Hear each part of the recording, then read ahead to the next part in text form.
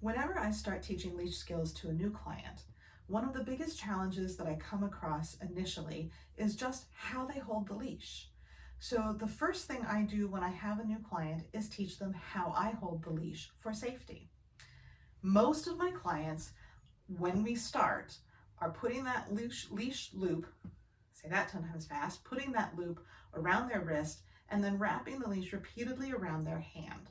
And while that intellectually seems like a way to keep them safe, especially if they have a large dog who tends to pull, it's actually risky. If your dog suddenly sees a bunny rabbit and goes pulling, or an off-leash dog comes into their space and a fight starts, what can happen is that your dog pulling can actually tighten that leash across your hand. And even if it comes off your hand, it may still be stuck on your wrist. And that risks you being knocked to the ground and injured when your priority in that moment is actually trying to keep your dog safe.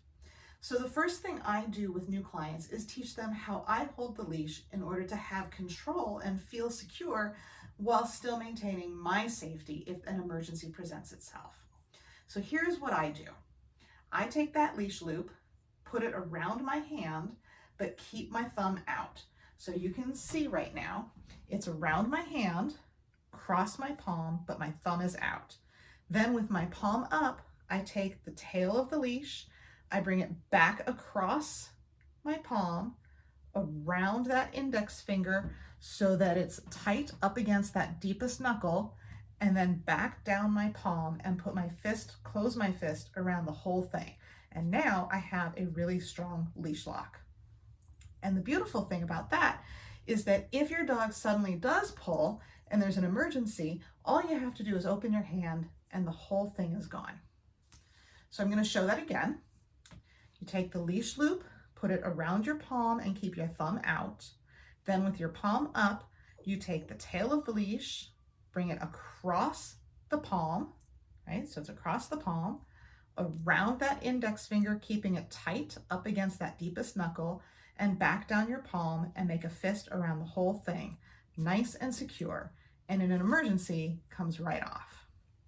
Now, as it happens, when I walk my dogs, I'm actually usually using what's called a drag line, and that's a leash that doesn't have a loop on it. It's just an end. And I use this when we're walking on trails and I want the dogs to be leash free, but I don't want them to actually be off leash. And so that tends to keep them from getting caught up on stuff, keeps them from getting caught. So when I use this and I want to do a leash lock, I will do one of two things. I might take the end of that loop and lay it across my palm and then bring that around, making one loop like that, nice and loose. This is now my wrist loop. And then I wrap it around that index finger, nice and tight up against that knuckle, back down the palm and close my fist. Same leash lock. And in an emergency, boom, all gone, right? The other thing that I will sometimes do, because there is no leash loop, is simply make a tail. So we have a length here, make a tail, and I put my index finger under that loop, right? So I've made that tail, there's a loop, put my index finger right in there, and then bring both tails down across the palm of my hand and close my fist. And then again, strong leash lock, but in an emergency, I can get away from that leash in order to then protect and save my dog. Happy walking!